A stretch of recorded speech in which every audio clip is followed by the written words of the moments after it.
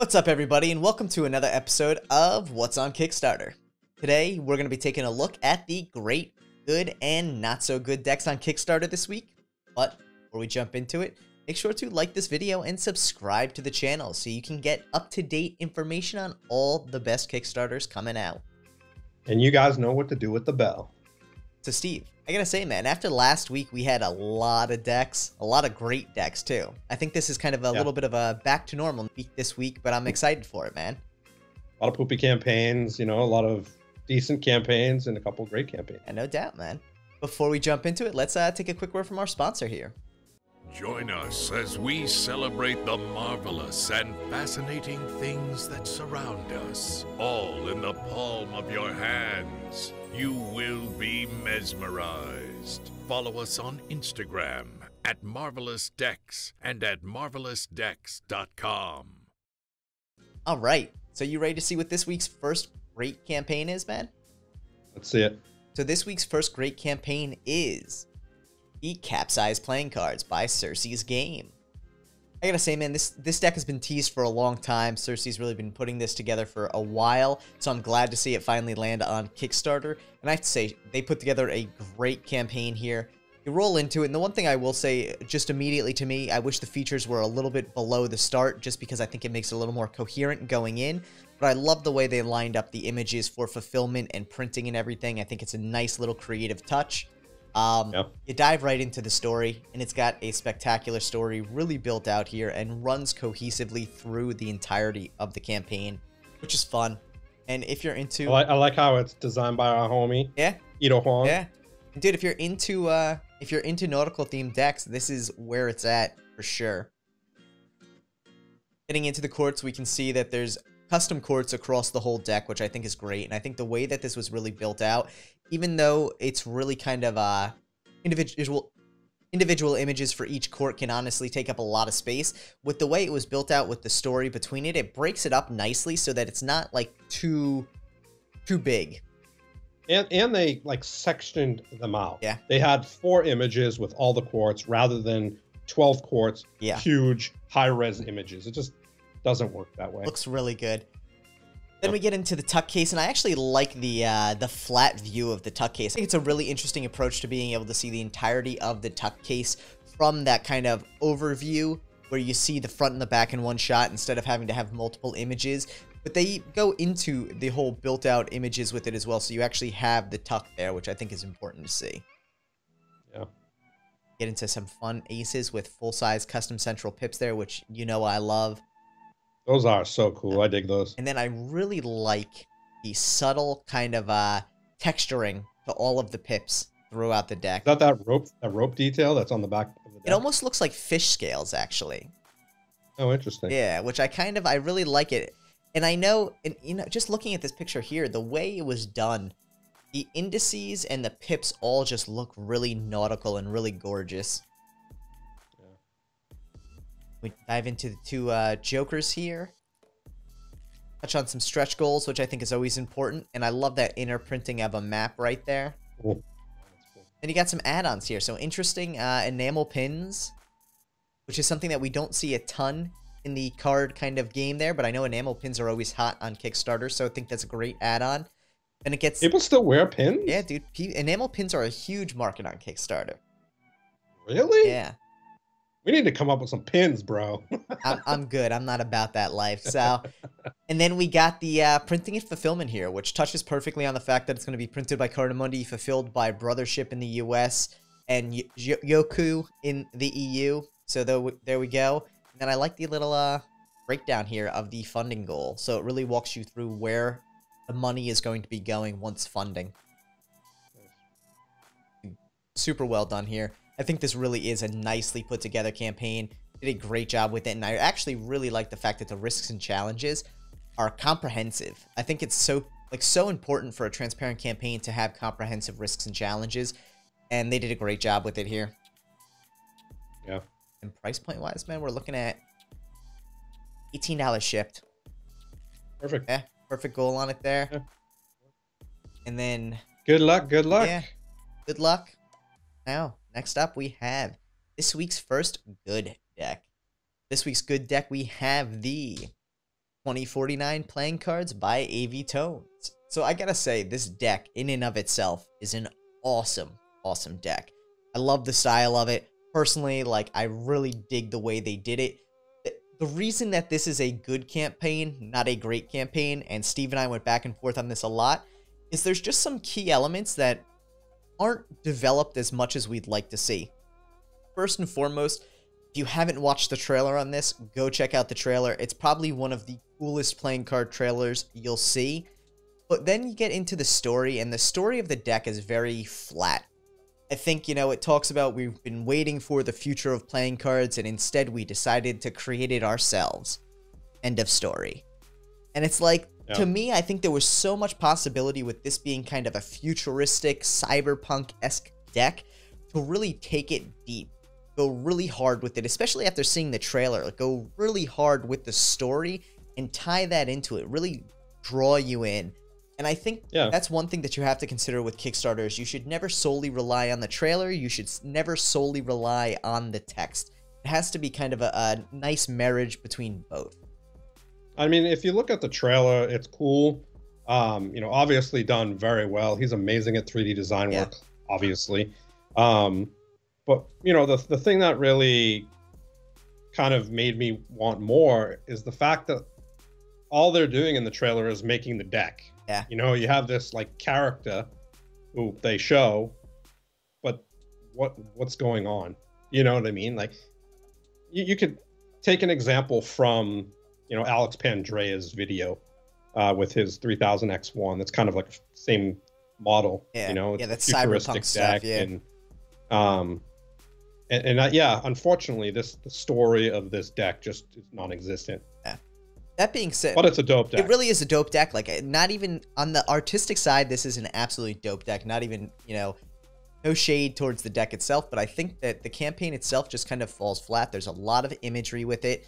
There's this whole interesting idea of, for anyone who's a backer, you get entered in a giveaway for one of the collector's items, but it doesn't even go really into too much detail about what the collector's items are, other than official 2049 collector's shirt, official luxury poster, #1 numbered AVTones held in acrylic case with digital canvas that plays the trailer video. So that's pretty interesting, actually. I'll be honest about that. But it would be really cool to see more information about it. Like, this is it. All of the text is very concise, very brief. And I think when you're trying to sell someone on something, while the imagery is great, the story also drives that along very well. The other thing that really stood out, I want to know, like, what's in that collector's case. Like, it doesn't show what that is with the deck. What is that? It looks like a digital canvas. So I'm guessing some sort of like video screen. Okay. Which the interesting thing about that then too, does it light up? Oh, it actually plays the trailer. Oh. But I think the interesting thing about that is then my curiosity and my question becomes, how is it powered? How long does this last? Is this something that I'm going to have to, like, replace the battery for in the future? And not even knocking it, it's just curiosity there. As much as, like, cool, if you win this as a backer, that's an awesome prize, no doubt. Yeah. But, like, you also want to know the specifics so you can know how to maintain it going forward, because it in and of itself is a piece of art as well. Yeah. The other thing that really stood out to us, and I think this is one of those areas where having the funding goal broken down in a way that shows how funds are going to be spent, $30,000 for a single deck is a very high goal. All things considered, even though this deck is going to be using foil on the tuck and metallic ink on the cards, $30,000 is probably still 10-ish thousand over what we would expect to see for a deck of cards with metallic ink, single deck, foil tuck, and all that with it, you know? So, to me, that stood out as an area where I'd be curious where a lot of that is going. I think it's great that the deck's already funded, and obviously there's support for it because it is an awesome deck. But really making sure that if you're creating a campaign like this, $30,000 is a very high goal for a single deck of cards, and it's something that we want, you know, creators to be aware of.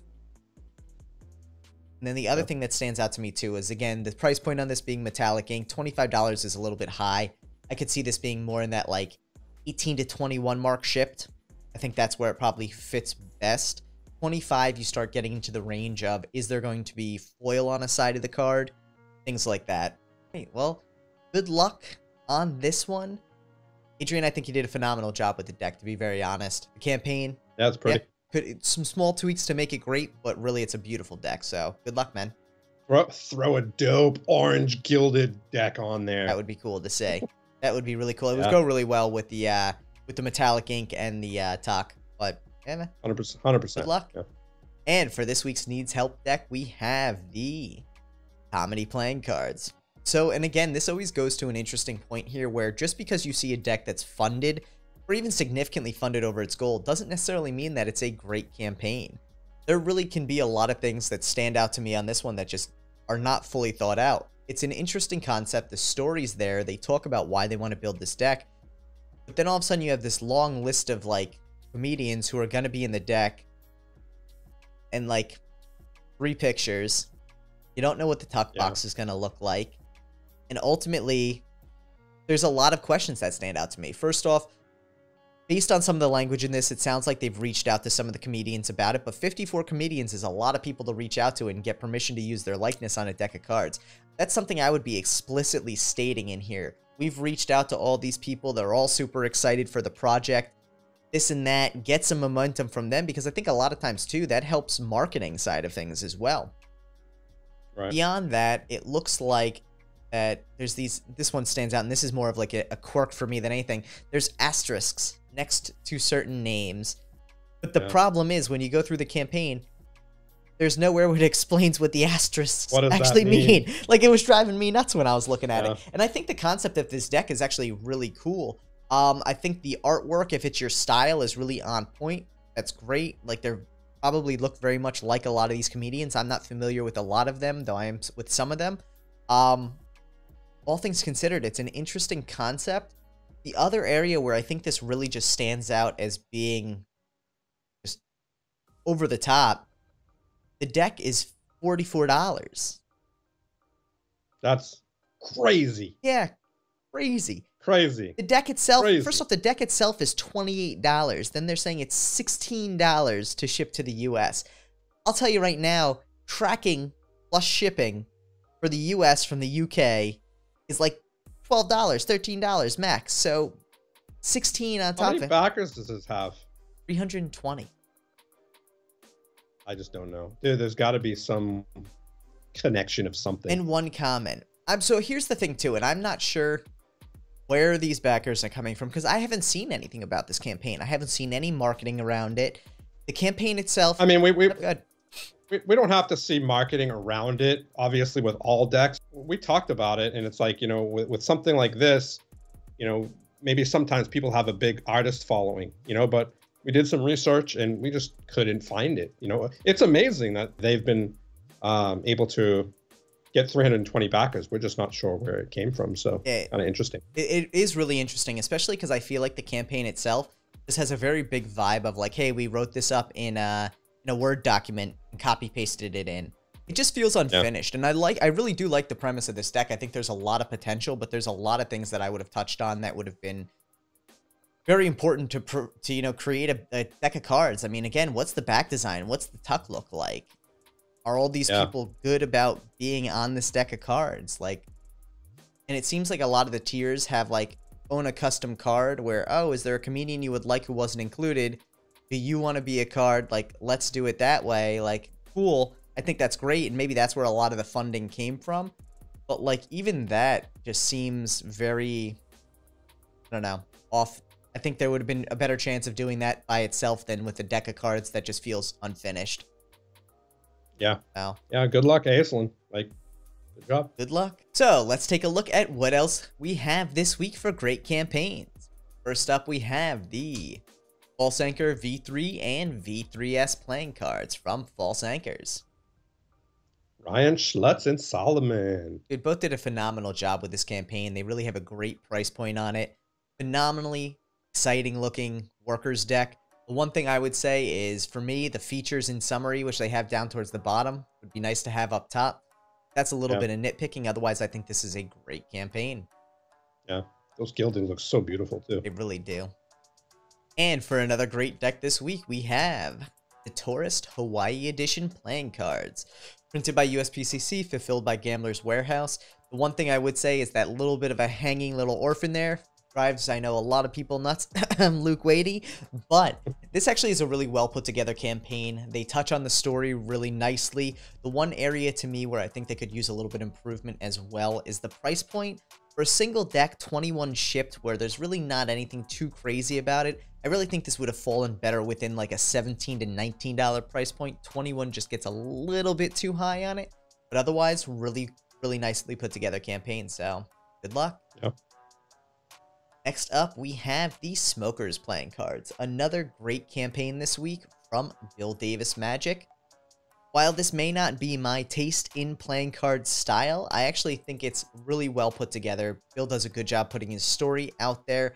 And for the deck itself, you're looking at 21 ship. That's another area where I'd just say it probably could have done a little bit better in that 17 to 19 price point range.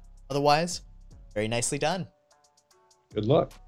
And taking a look at a good deck this week, we have the Imperium playing cards from Kelly McMahon. So I have to say, this campaign actually builds out a really good story, shows off the deck very nicely. But some of the things that really stood out to me, first and foremost, is the price point. $27 for this deck is just very high. It usually is indicative of a smaller print run and a smaller printer, which we can kind of see teased throughout here, talking about poker size 2.5 by 3.5 cards. That's a lot of what we see with companies who are printing, who aren't really playing card producers necessarily as their primary job, but also print playing cards. So think, you know, in this case, it happens to be Print Ninja. So perfect example, it's a printing company who just also happens to do playing cards.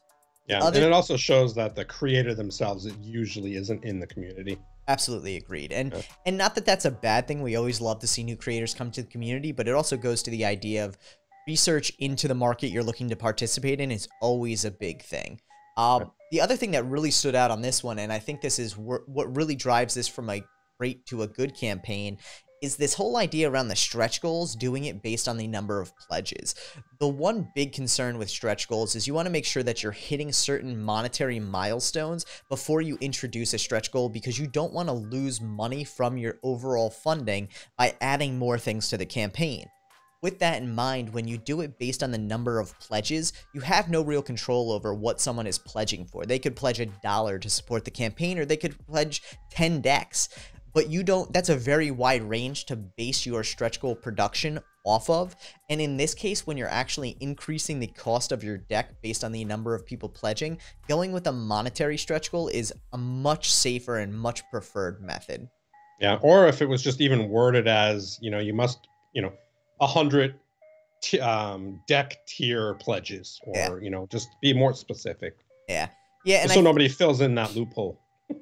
Without a doubt, and I think ultimately, too, like making sure that if you are going to go this route, which we really have never seen on Kickstarter before, that you know what the monetary aspect of that behind the scenes is. Even if you don't directly tie it in, you want to make sure you word your stretch goal so that you're not losing money on that aspect.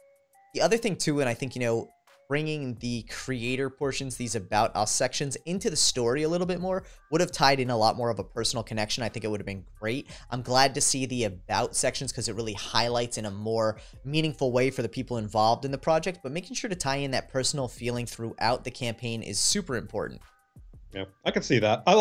It's funny because I kind of like it down the bottom because honestly, it's definitely cool to read it, but I think if it was up top, it'd be so much text. Well, and I'm not even saying bringing the About Us to the top. What I'm saying is bringing that personal side of Kelly and Rachel into the story as well. Talk about how Kelly and Rachel came up with the idea of the exactly, really, because that's part of the story, is the creation side of it as well. So like the About on that personal, like biography, autobiography level, 100% agree down the bottom. But I want to know, I want to be able to make a personal connection with the creators, and I think that's always important, you know? Yeah, totally. Good luck. Congratulations on funding already as well. And for another good deck this week, we're taking a look at the Tamago playing cards.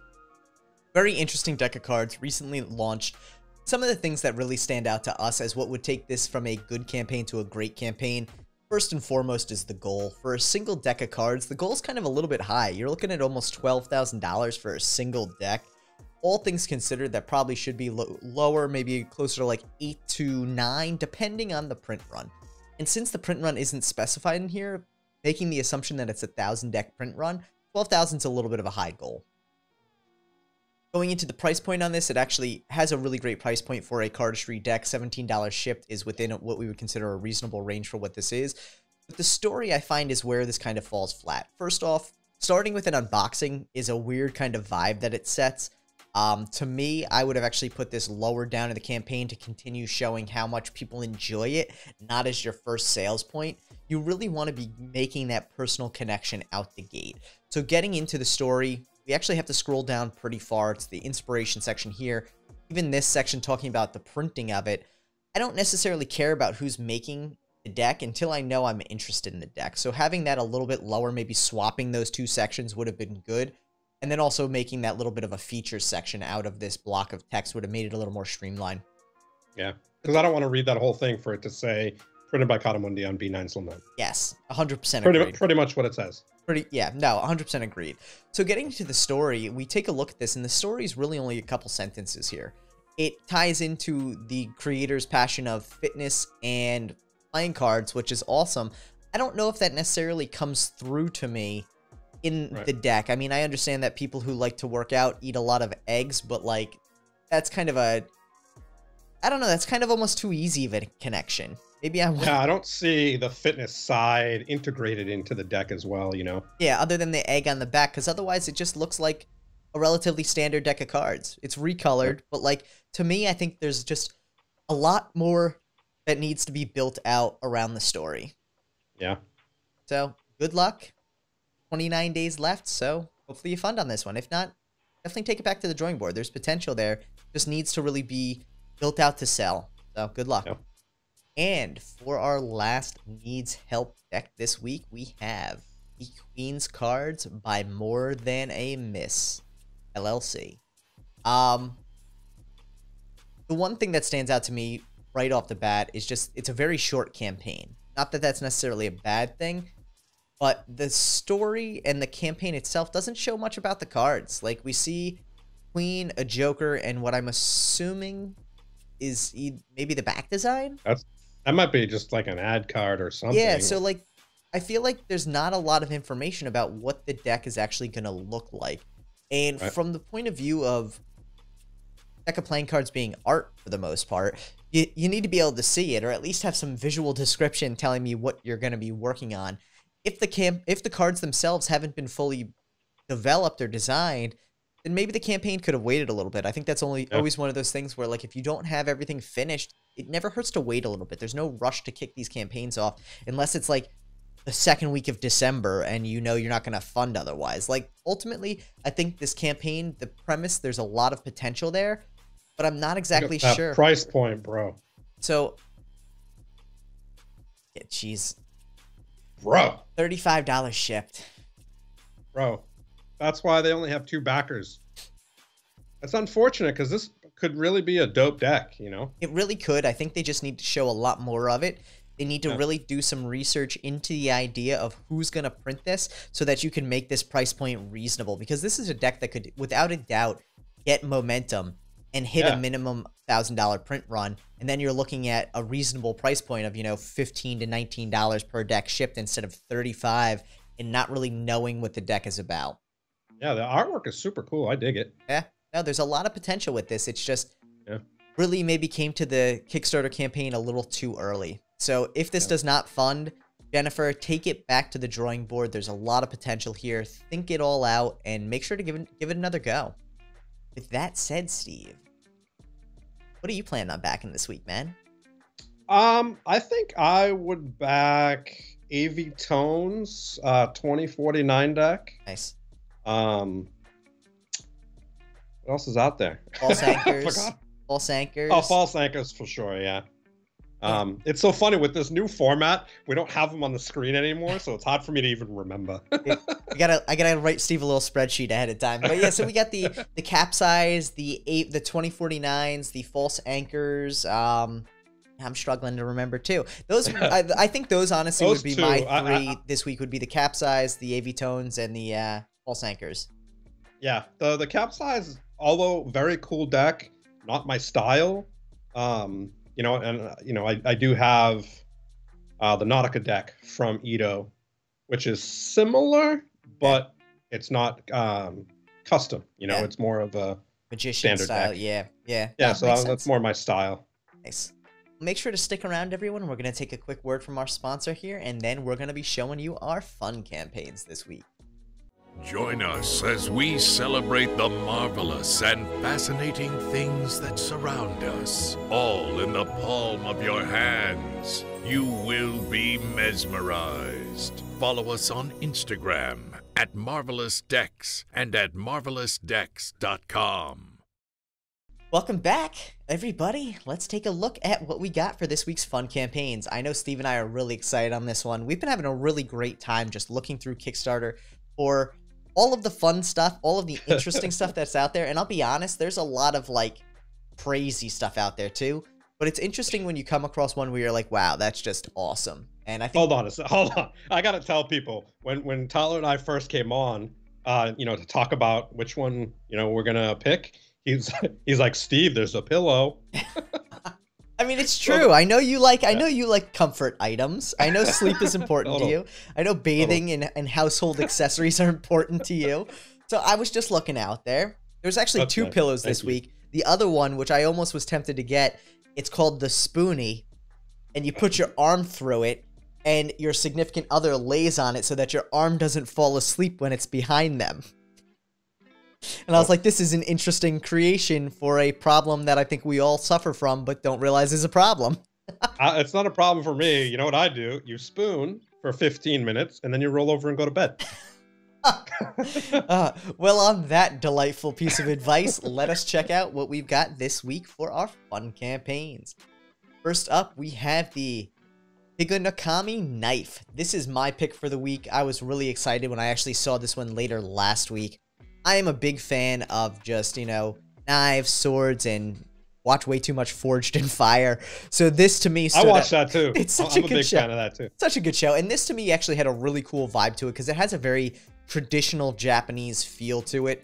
And it has Damascus. Yeah, dude, it's a beautiful Damascus blade. I love that clean brass look of the body itself. And it looks like it's actually a folded one piece, which is interesting, instead of like two pieces of brass plate put together. So I really like that feel of it. It's just a clean looking knife. It looks how they, the way they open it looks kind of reminds me of a razor. Yeah. Like a bobber razor. Yeah, like a straight razor. Hands down, even the blade itself kind of looks a little bit like a straight razor, which I enjoyed about this. I just like the whole style to it. So, I wonder how many layers that is. it's a good question. I don't know. And it's $59, which honestly, for a knife made out of brass like this, is not that expensive. I feel like folding knives these days have gotten really expensive, so $59 shipped is reasonable for sure. It looks like a small knife though, yeah? Yeah, I'd say it's a pocket-style knife. Like, I don't necessarily think it's gonna be like a Bowie knife, but I'd say it's probably about 4 inches closed, maybe 3.5. So you'd be looking at maybe 6.5 inches open, 7 inches open, somewhere around there. So a reasonable pocket knife for like day-to-day stuff, I think. Nice. Yeah. That's fun. Good pick. Dude, I do what I can, Sometimes it's hard to find a good one. This week, this one just jumped out to me, so I was happy to pick it up. But now, for Steve's pick of the week. Mine's the complete opposite. Yeah. Mine's the complete opposite. But I feel like this goes with your trend recently of very, like, Zen-inducing items. Hell yeah, dude. Other than the LED dice, which probably cause, like, seizures. Oh, dude, that LED light, the LED dice is all about Zen also. I guess. You don't have to throw them around. You just leave them there and they light up. Really cool. Sure. So let's take a look at Steve's fun campaign this week. We have the HaloFalls indoor water feature plus Bluetooth speaker plus lamp. Dude, dope. I'm not gonna lie, this is really cool. I'm always like, I don't know why, ever since I was a kid, I've always loved indoor water features. I don't know if it's just like nature in your house kind of vibe, but I agree. It's this is peaceful, a cool one, dude. Yeah. So go all the way to the top. Yeah. Everybody, if you get the chance, watch that video and tell me you don't want that lady to shut the hell up. Like, I just want to hear the fountain. That's all I want to hear. I want to hear how nice that water sounds hitting the bottom instead of that annoying chick talking over it. Sorry, I don't know who you are, but anyway, keep going. All right. So, So cool, dude. I mean, it's a Bluetooth speaker. It's a lamp. It's a fountain. Like, what can it do? Wake you up, I guess. I mean, who knows? There may be an alarm clock in it. If you tie it to your phone and you have an alarm on your phone, it could be an alarm clock too. 100%. Yeah. You can maybe you can program the waterfall to go on at a certain time. That would be interesting. It's a little pricey. It comes in at what, $250? I think it was like $250, somewhere around there. Yeah. What's the early bird is $248. The standard is $270. But again, it's a lamp, it's a speaker, and it's a water feature. So it looks pretty dope. It looks pretty big too. Yeah, it does look really big. Yeah. I'd be curious about this speaker quality as well, because 5-watt speakers are standard with what you get from like Amazon for like a $20, $30 Bluetooth speaker. Quality might be okay, but not spectacular. Right. I'll be honest though, I'm not buying it for that Bluetooth speaker. No, but I also wonder, like, are you gonna like play music through it while there's the water fountain going? Like, it seems like it would be counterintuitive. Do you play unless you can play like birds and frogs, like kind of nature noises? Yeah, randomly. So it connects to your phone. You could play whatever you want. That'd be dope. Look at that. AC/DC if you really wanted. Yeah, but I wouldn't play AC/DC while I have the water running. That's what I'm saying. That might be relaxing for some people. You know what? It could be. It's interesting, man. I'm not gonna lie. It's very interesting. Yeah. Look how big it is. It's pretty big. Yes, it is big. Yeah. Dope. Yeah. Well done. Well done. Yeah. Good luck to the HaloFalls and the Higonokami knife. Dude, I have to also tell you, I purchased my thinking egg from last week. That's awesome, dude. Oh my god. I'm sure you were thrilled about that. Which one did you go for? I got the jade. Nice. All right. And if anybody missed it, you can go on Indiegogo right now and still pick it up. Nice. Good tip on that one there. I love it. Absolutely Pretty exciting. Well, thanks everyone for checking out this week's What's on Kickstarter. Make sure to like, share, and subscribe so you don't miss out on all the future goodness. Peace out, yo.